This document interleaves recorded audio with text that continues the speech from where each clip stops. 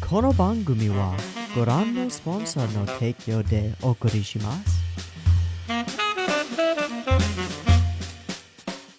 Alrighty, welcome everyone. I'm Teeaboo and I am back for more Great Pretender. We're on episode 17 and we are smack dab in the middle of a human trafficking ring. Edamura Makoto has infiltrated a group of nefarious criminals who deal in just trading normal art objects and stuff. They're just the Scarlet Trading Firm doing normal things, definitely not stealing children and or being paid to take paying to buy children from their families and then trade them to horrifying businessmen and rich people from across the globe who want child slaves because fuck. This is some real shit, and maybe even a little bit more real for Edamura Makoto, given that his father, an upstanding gentleman lawyer in Japan, was actually himself involved in the same type of enterprise and was a core member of a Japanese child trafficking ring that may be related in some way to this one. This gives him a chance for redemption to some extent as a character. Edamura, not his father. And it's scary. This is a scary group of people who are very much willing to kill to protect what they have and to protect themselves, and that's very, very, very, very sad and scary. The show is also not shying away from showing some brutality and seriously spooky stuff around the trafficking of child slaves. It's not good. But we have set up a kind of a scam, getting Abby in there as the supposed princess of a royal Saudi Arabian family, and that didn't go quite as planned because we got her in and we're trying to get her out after collecting a significant paycheck, and Edamura just had to go back for those little kids, and they couldn't get out with all the kids because the kids don't want to leave. So now we have to figure out a way to convince these kids that there is a life worth living outside of their slavery, even though their parents have sold them and nobody wants them. This is bad. This is a bad situation, and Edamura has had to buckle down and continue the soul-crushing work of barely caring for these children who are being treated as property, because at the moment, that's precisely what they are. This is a spooky situation, and I don't know how it's going to play out. We're going to have to come up with a new set of plans on the fly, because the old simple plan of just getting out a willing participant in the form of Abby is not happening. There's a lot more to do, and I assume that many complications will have the chance to arise. So, here we are for episode 17 of Great Pretender, and we're going to have to find out what happens next by just going ahead and watching it. So let's do that. I've got the episode up and ready to go. It's sitting at 0 seconds. There will be 2 versions of this reaction. Picture-in-picture version with the video up there will be available in the description, and a timer-based version will be up on YouTube. If you'd like to do a syncy thing and sync up your own copy of this episode with the timer-based version, you are more than welcome to do so. Just get your copy ready, because the beep beep timer to count you down will be coming at you right now.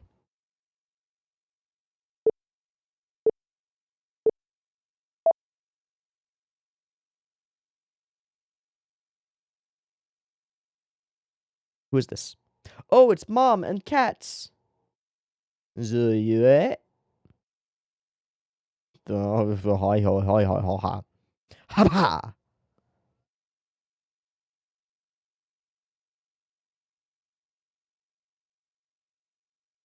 Ho ho ho! What a threat! Well,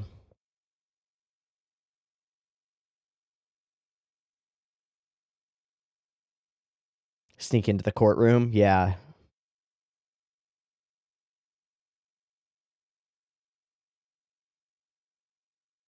Objection! Got the ring. Ah, my hero. Pops. Trying to get a criminal off. Oh, man, we're bringing it back, huh? Mm-hmm.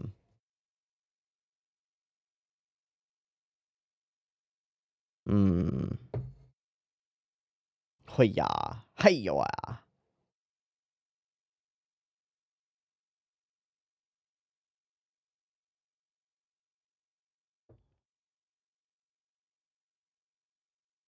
And sell children on the black market. Yeah, not gonna be a lawyer then. That's fully just not true. And also, you don't have one, because you're a liar and a criminal. Are we still in? Yep. Ota Suzaku Group.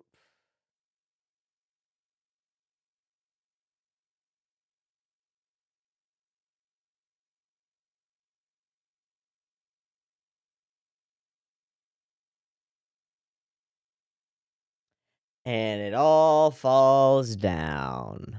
And she faints. Ow.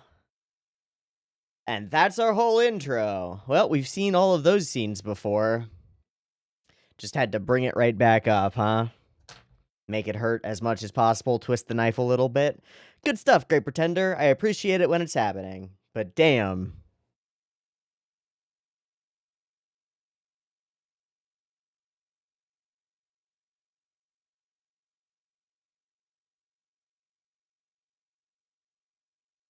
Now that it's getting cold, my lips are just getting so chapped all the time.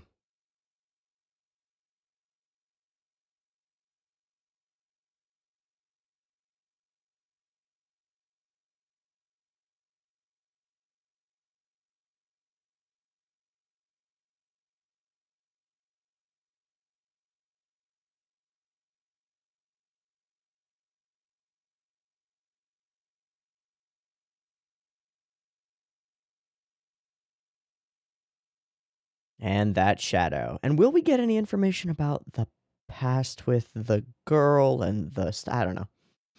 Orange shit. Sorry. Ooh, a new one. Got a wizard, a hobo, Jesus, and I don't know what all those were.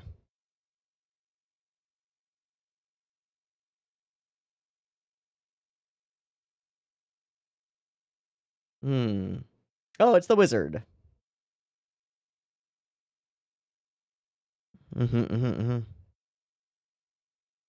Hey, listen, wizards are powerful as fuck. Don't worry about it. Aww. Yeah. That's gonna need a wish spell. And clear up the misunderstandings. Yeah, what if they're not misunderstandings? What if it's true? And she just is so optimistic and fully believes. Well, he's in prison. Oh, he's not in prison. He's out?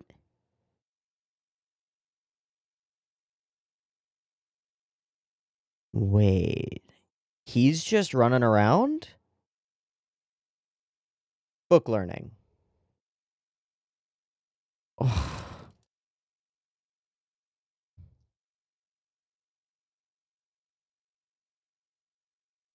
No? And she dies. Sorry. Oh, he's trying to get the angel. Fuck. I wonder, were those capsule toys back behind him at the beginning when we first saw that? Oh.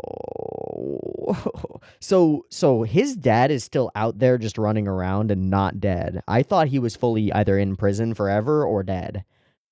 He might be still in the biz. We might run into him. Oh, they've eaten enough to survive, barely.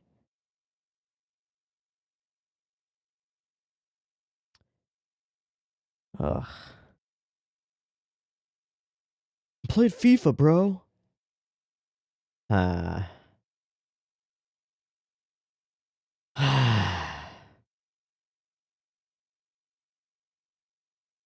Yeah, you've started smoking, my dude. Picking up bad habits. Uh-huh, that's why. No, dude, he's losing it. Uh-huh. I am worried about you. Uh-huh, sure. But also, if this organization goes down, you go down with it, and there's no way to pretend that you have cover. Oh, there's that same dog every morning. Oh, all the little gotchas. Zzz, zzz, zzz.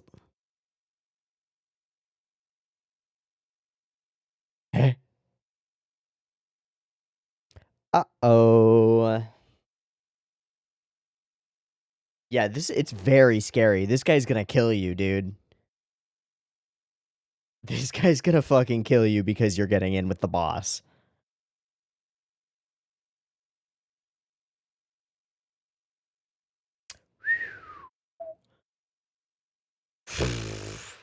Sure. Ah.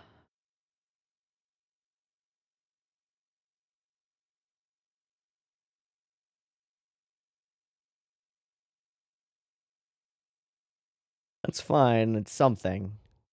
Whoa. How about we oh, wait, you can't hire someone. Okay, I don't recognize that, but I might have to. Long fu bang.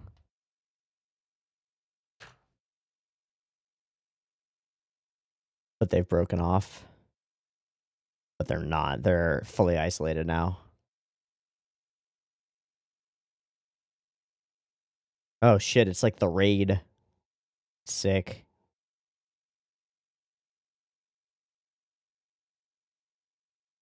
Uh-huh. Uh-huh.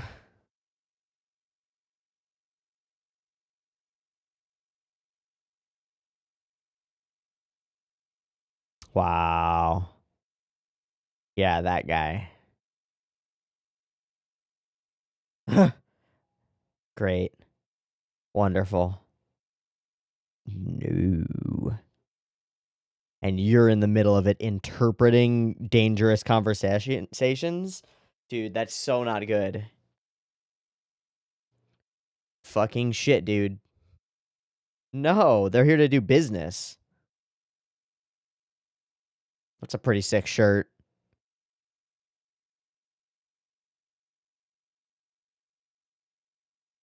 Stiffing you by not sending the boss. Yeah. He's not actually coming.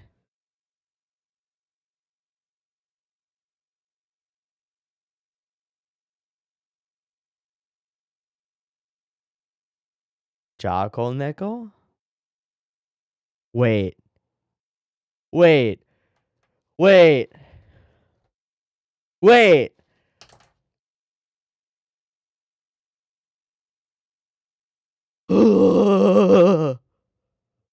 Is that his dad?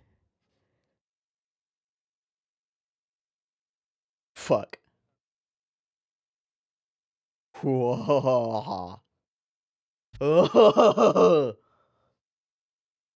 Uh-huh.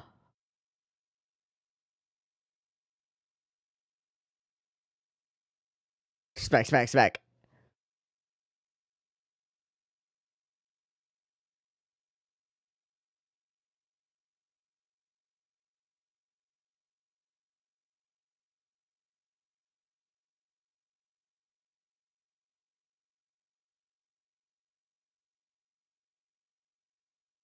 I'm sorry, I've just shut up.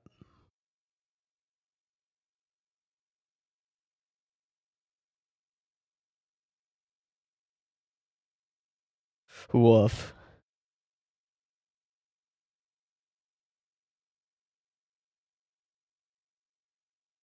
No, it ain't.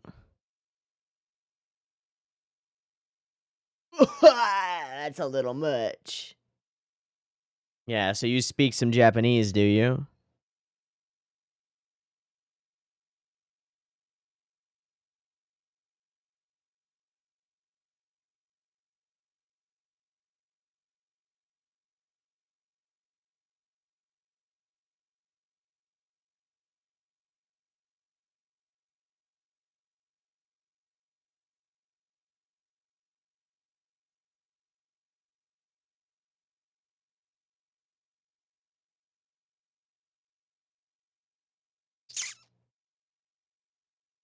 Oh, holy shit, what the fuck? Yeah, war, it's here now. We gotta play these sides against each other. We have to.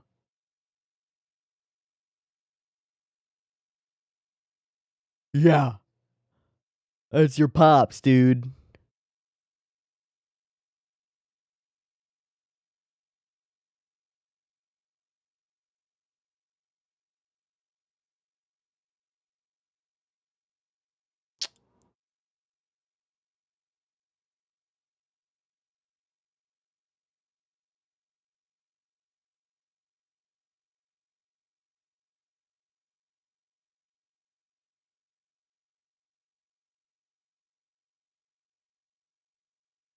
I'm gonna puke. I'm gonna fucking puke.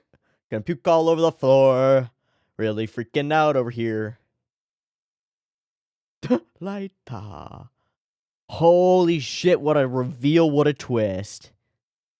Absolutely bonkers. Ooh, it's the best frame we've had in a while. Look at that shit. Wait, are you hitting on Japanese ladies? Oh, he didn't know. Full Slugger Law style, running across the place. He didn't know. He actually didn't know. Oop. Oomst. Wait, did he know?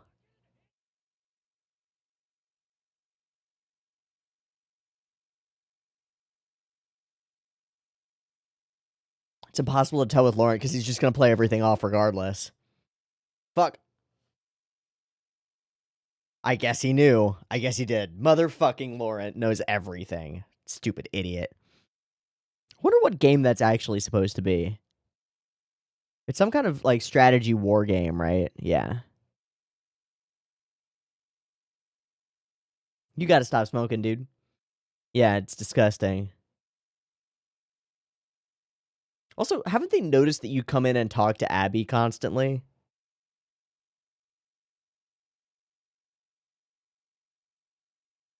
We are gonna give a chance to redeem the father. I didn't think that we would. Dude, it's exactly the situation that you're in, kind of, sort of. Yeah, you're in it now. What the fuck is that?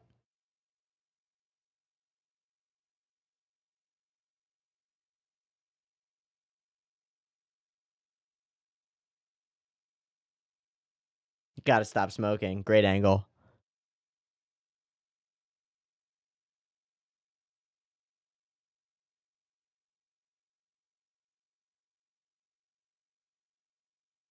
I like Calm Abby. Still terrifying, though. Uh-oh. Uh...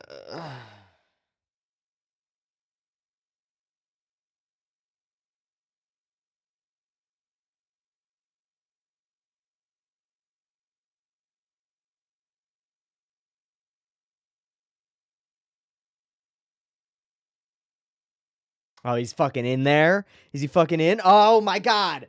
Hi, Dad! Get fucked, dude! Holy shit, my dude. Oh, you fully don't recognize me. He doesn't recognize you. Wait for it. Wait for it. Tick, tick, tick, tick, tick, tick, tick, tick, tick, tick, tick, tick, tick, tick, ding! The food is done. I'm no longer that person anymore. Wow, no emotional response.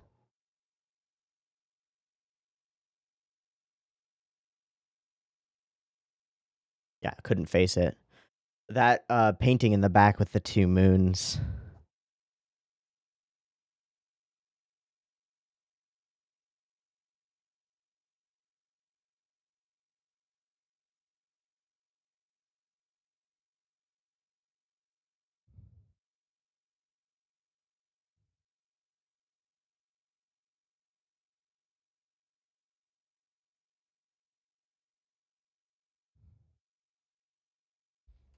He's still wearing the ring.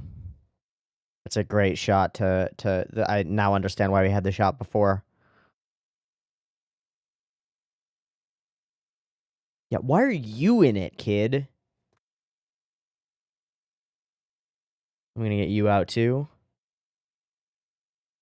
Oh shit, dude. I don't like that. I don't like it. There's no running from this shit, dude. He's gone. I mean, it sets up a chance for his father to sacrifice himself and die for him, probably. That's my guess.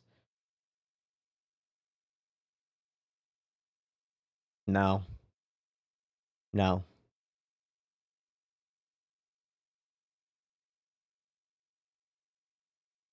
No. No, do something worthy of forgiveness first. Wow, we're just going for it again? Oh, oh, my guy. Okay. Spooky, scary, timing stuff. Motherdy fuck. Hey. Dude.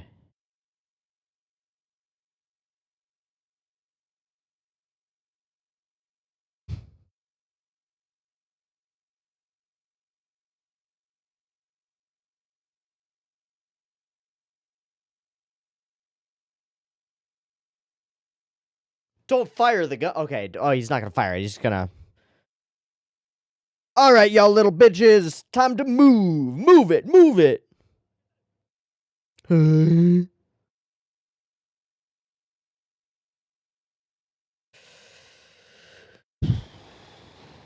All right, everybody in the Scion. No, we got a van this time. Oh, hi, Cynthia.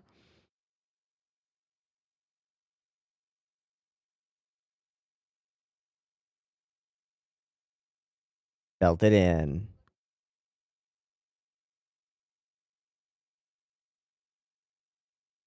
Okay, what is gonna go horribly wrong now? Because this can't go well. I mean, we got like 4 episodes before this can wrap, right?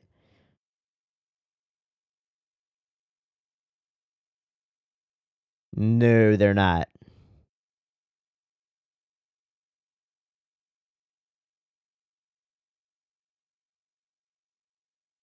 Love the shot. Classic stuff.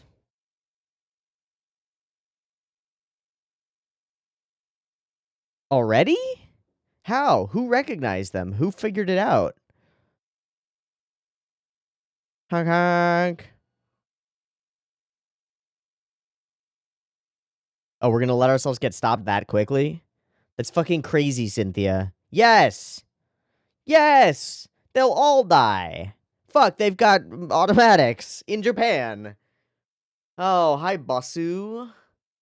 We're fucking stuck now. We're fucked, dude. Okay, actually, though, how did they figure that out? Because the dude who was watching the cameras didn't... Really? We just give up?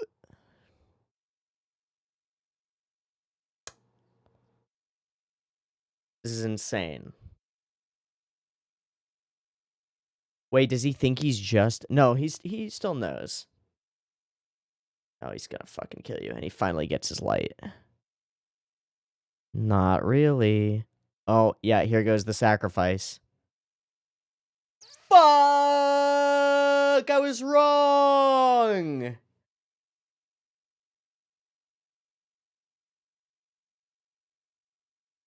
Oh! What a good betrayal. They got me. They got me. Yep. Gonna punch you, and he's gonna fucking hold a gun. Yeah, he doesn't give a fuck about you. Fuck a forgiving heart, my dude.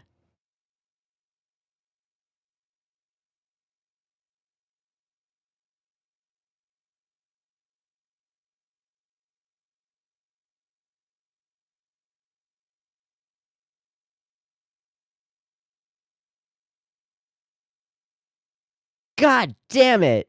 Got me. Fully got me. Fuckers. God fucking shit.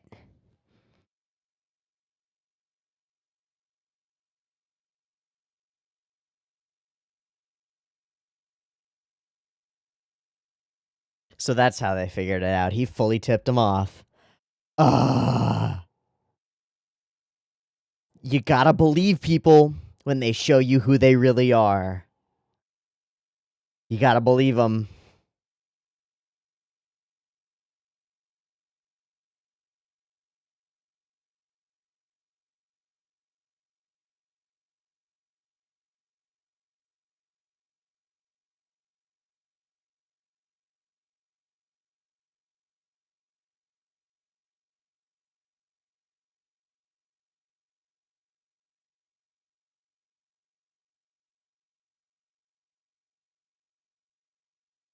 Mm.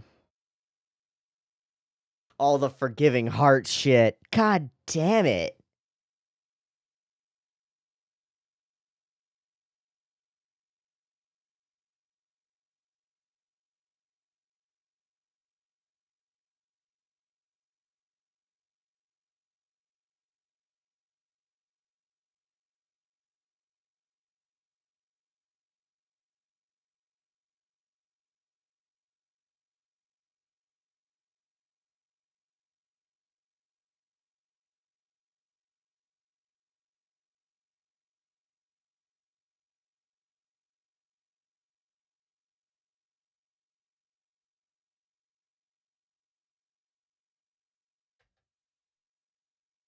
God fucking damn it. Shit. They, they actually got me. I was so standoffish the whole time. Like, nah, we can't trust this guy. Nah, we can't trust this guy. There's no way. And then by the end, I thought in that moment where we see him start to walk forward, I was like, oh, here goes the crazy ass sacrifice sequence where somehow the father does a redemption thing. And it's all because everything up to that point was set up so that it was possible, right? Like, this is intended as a feeling for the moment. Ah. And it would have been cliche as shit if it did happen that way. But at the same time, I believed. And it's good because it's preying on our desire as watchers of shows to watch characters redeem themselves, and our desire after hearing the mother talk about a forgiveness and redemption to have some level of that forgiveness and redemption in there, right?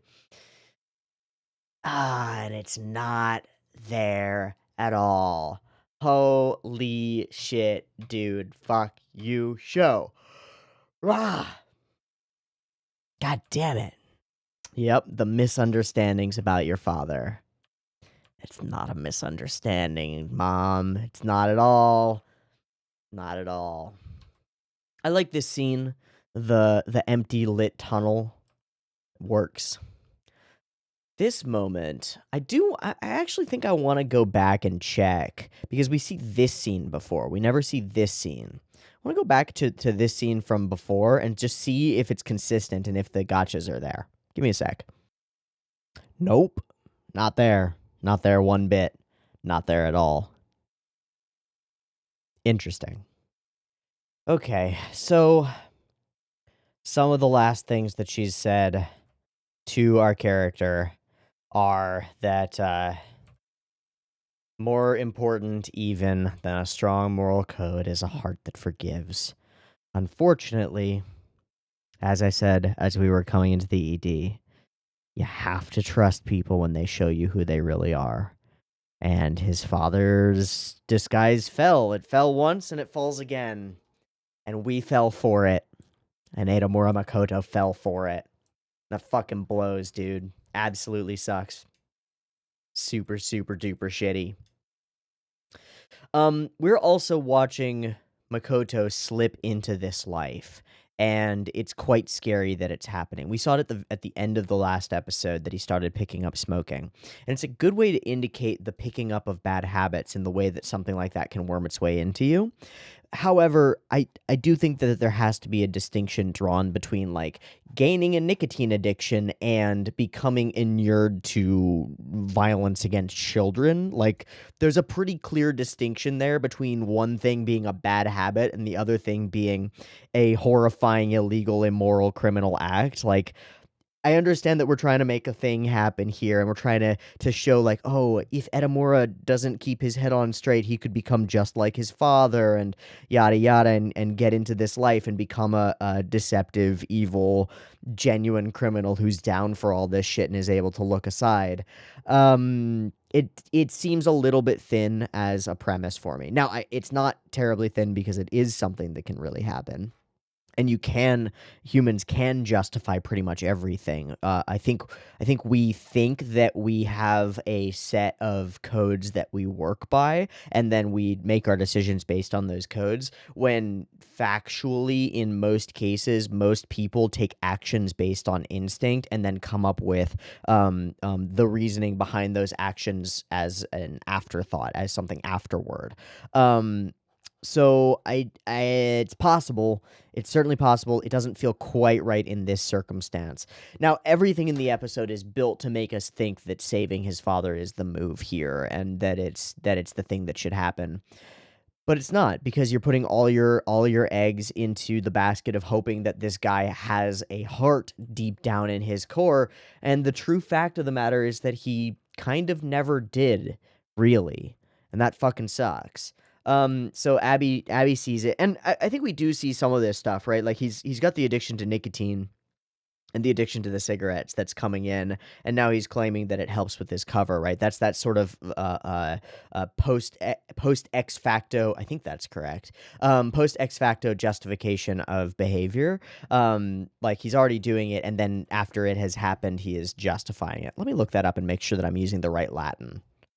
Yeah. From a thing done afterward. For example, a project that's given approval after it has already been begun is just like given that does stuff retroactively. Now, it's also a legal code because it prohibits passing laws which criminalize behavior retroactively, right? So you can't pass a law that would criminalize behavior that has already happened, and then arrest somebody for the behavior that they did when it wasn't illegal. You just can't do that. Okay. Second kitchen. Gross. I'm not going to up and become a Yakuza like them, and Abby's eyes narrow as she watches him slowly start becoming somewhat like them. We do see all his little gotchas up here on the little tray table, and I think that's pretty nice. Pretty cool little moment there. All right, so the boss wants to see me, and up into the skyscraper we go. We get this spooky moment here, and I think there was a really cool sound effect here. No? No, it's later. It's once we get the actual meeting between the two. Terrible idea to have a not great Chinese speaker translate between two languages for an extremely tense conversation between two very violent criminal organizations. Holy shit, terrifying. I do want to look up the Long Fu Bang. Sorry, Chinese speakers. I don't. Um, I understand that you do. I don't, and there's no way that a non-Chinese speaker is going to get the pronunciation of all the vowel sounds right. But I'm going to look them up and see if they're a real organization. Nope, not a real thing. I mean, they might be, but no, it's made up for the purposes of this. Cool. Chinese Mafia, Chugoku no Mafia. And it's a cool little story that they're a branch of the same group that has just sort of gotten too big for their britches. I like this little moment where we show their like slummy start. This like horrible looking weird tenement house very much reminds me of the building in The Raid Redemption, which is very cool to me. But we see Liu, and boom, new building, new skyscraper. I love this picture of all of them being like, we are all upstanding businessmen with a publicly traded company, and they've all like some of them have fucking scars on them, and this guy's whole face has been burned a bunch. They're just so obviously hyper criminals. It's great. But that's pretty classic, and you can find a lot of pictures of like Yakuza groups all standing together in nice suits, just being that way, or even American Italian mobsters or Russian mobsters or other criminal organizations all being a front and having their like group class photo being taken. It's kind of cute, in its own horrifying, terrible way, right? Okay, so they all show up, and this is our setup. This guy, that guy, and the one guy in the far background, just so that we don't really pay attention to him and we keep him like behind other people and everything, just so that the moment that we get the actual reveal and we see the spiky form of his sideburns, which are such a like clear cut thing that is this character aged up. Liuwak coffee. I do want to look that up and see what it is, if it's a thing. Oh, it's the one that is pooped out of a civet, which is like a little rodent cat thing. Yeah. Yeah, so it's partially digested coffee cherries that have been eaten, digested, and shat out by a civet, which is like a little rodent mammal creature.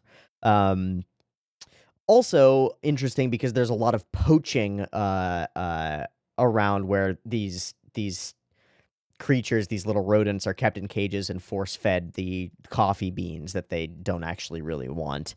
Um,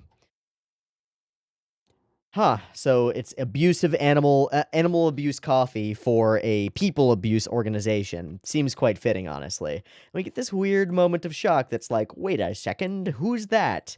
That's my dad. Weird. I love how fucking snarky they all are to each other. It's super dope how horribly snarky they are. One of my favorite tropes in media is like two groups that don't understand each other completely insulting the other group, and then the translators are just being like smoothing everything over as they go. I find it hilarious in a lot of ways, and it is real good. Um, we are delighted to see you in such good spirits. You fucking old hag, bitch. I fucking hate you, stupid idiots. And gives him a little thwack. Yeah, this little moment, but he doesn't quite recognize him, not really. You're an even nastier character than this stupid ox. And this is very scary. Why is Liu not here? And they get right up in each other's faces, and you gotta wonder, well, you know that they're packing heat, right? Like, we know that his dad has a gun on him, after the fact, so he has one right now. Ugh. You stupid idiot. We will take 80%. Bullshit, dude. Absolutely fuck no. Not a chance. And he asks for the light, and we bring that back around to the other side, and it's so good. Okay, so did his dirty, went going, full running up to. So wait, how about you show me around? Okay, but he uses the wrong wrong wording, right? どうぞ私を案内してくれ。Yeah, okay. That's not right. It's yeah, bad Laurent. Full run across the screen into punch, boom, and clothesline at the same time, which is crazy. They're just like, okay, we're just gonna leave you be. You have fun with that. I love this shot. I really like the colors of this one. Totally different colorscape than we've seen before, and I like it a lot. It's the first shot in a couple episodes, which have been kind of dingier a little bit. That's been like bright and outside and attractively colored, with these fall hues. And Laurent is continuously unreadable, right?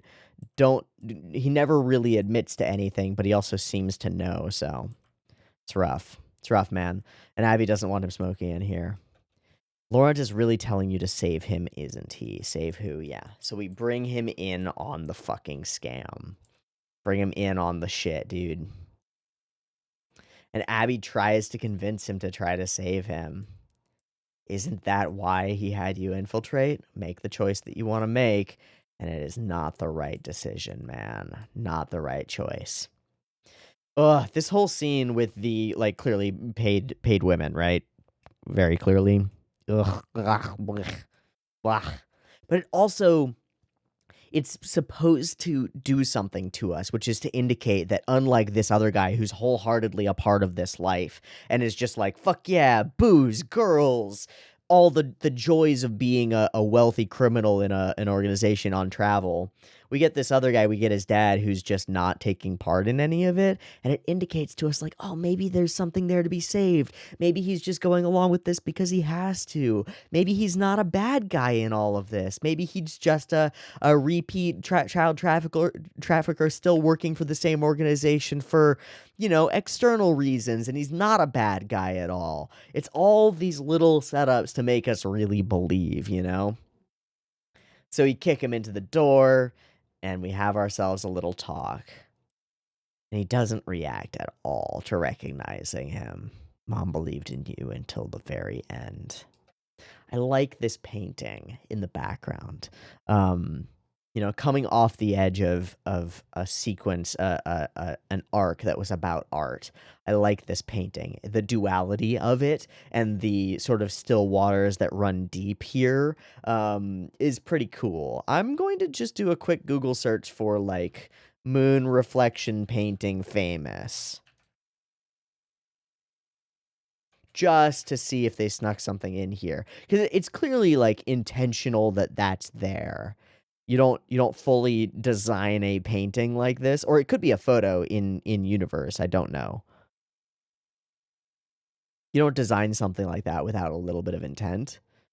Unfortunately, there's a lot of moon reflection painting on water, stuff that are relative. Some of them are famous and some of them aren't. It's hard to say.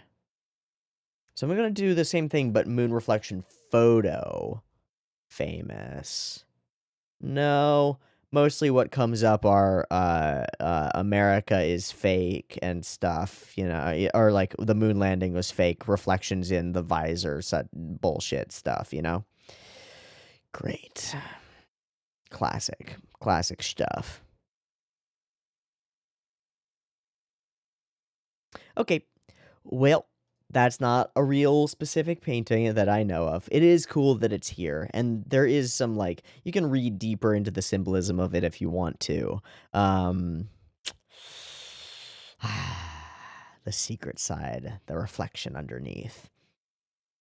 And he gives us a pretty solid explanation of a guilty conscience and how he might have felt in that moment. And we don't know after the fact if he's telling the truth here, but I think he is. I don't think he has any reason to lie about this particular thing. Um, Not that someone who's a consummate and potentially compulsive liar who lives a life that is a lie and requires an immense amount of lying to yourself in order to justify your behavior, it necessarily needs a reason to lie, right? That's just a false start to think that someone needs a reason to lie in order to lie.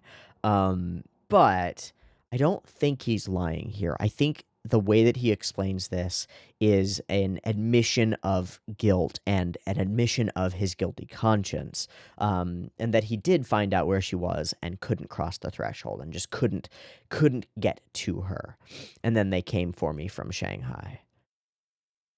And I wonder if they came for him from Shanghai or if he sought them out, potentially sought them out in prison beforehand.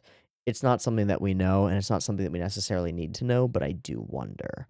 And I do wonder how much of what he's saying now is actually true and how much of it is bent truth, warped truth, or the truth as he sees it, which might be bent and warped as well. I like the way he uses the line "somewhere to belong." It's so important here. And in fact, I wrote down a few lines over the course of this episode. A heart that forgives, somewhere to belong, and then I wrote down guilt after that. And those are the only things in terms of like characters' actual lines that I wrote down. Because something about that it doesn't matter what he's doing. It doesn't matter what the evil that he's a part of is. It's somewhere to belong that is most important. And it's very interesting because in a lot of ways I think it mirrors Makoto's own journey. And it's kind of what Makoto has been looking for this whole time, is just somewhere to belong, right? And he's found it in Lawrence Group, and Lawrence Group happens to be relatively upstanding as far as criminal con artists go, right? They mostly target people who deserve it. But the idea that just seeking a place to belong is more important than what you're doing with those people, seeking some form of community is the thing that like tricks your brain into thinking, this is correct, this is acceptable behavior because the people around you are accepting of it, is really interesting to me because I think it rings very true. I think that um moral considerations on a like book scale, on a global scale, on a belief scale, are less important than the reflected morality of the people closest to you. If everyone around you is okay with beating up the dumb kid at school who you think is worthless, and everyone is down for beating them up, then there's no moral qualm with doing so. A lot of kids who get into like bullying circles don't find an issue with that. If everyone in your group is okay with gang banging and running around and popping off shots at enemy gangs because they're the enemy, then there's no moral qualm with doing that. It just evaporates. So I think there's something really powerful to this moment where his father talks about somewhere to belong. And we see that that tie that his father has is far more important to him than any moral code or his family that is not his family anymore. It's real interesting. Anyway, I wasn't brave enough to throw that away, is exactly it. Somewhere to belong is the more important thing. And that's pretty fucking interesting. But you had no problem throwing away Mom and I. You're right. Even I was surprised at the depth of my own cowardice. I doubt it. But you leaned into it, right? And we see the ring that's still on his finger. Ah, it's so clever that we show that in the very beginning in the courtroom. And then we show it now because it indicates to us that something of that person in the past is still in this person now. And that's not necessarily true. And it wasn't necessarily true back then because everything that we know about this man has been a facade from the beginning. And that's very, very sad. This way of life is too painful, blah, blah. Doesn't try to get him out of it, right? All right, I'll put my trust in you one last time. Let's run away. Run away? What are you talking about? How? We flee the country with a capture. He just spills all the beans, man. And you and me, baby, we'll start over. We'll rule the galaxy together as son and father. Let's do it. And we see it. It's this moment right here. Makoto. And we get away from his eyes so that we can't read him, right? Like he's already lying in this moment because we've cut away from his eyes. He's just made the decision to get Makoto to trust him so that he can rat him out. He just made the decision. And it's obscured from us, the audience, by the camera movement. Motherfuckers, assholes. It's good. It's good. I believe it. It's good. And we show him fall back asleep. There's no way he should recognize, right? So this is Abigail. Interesting. You have a gun. Let's scare them. And we do, and it works. And off we go. And we're in the bus. And we're getting out. And it's great. And they're already following us because the tip has been sent. We're fucking stuck, dude. And this guy is ready to cause you some problems. We see him walk forward. And there's this moment where you think that he's going to pull something. And then he doesn't, and then shakes their hand. And it's all to keep the organization stable.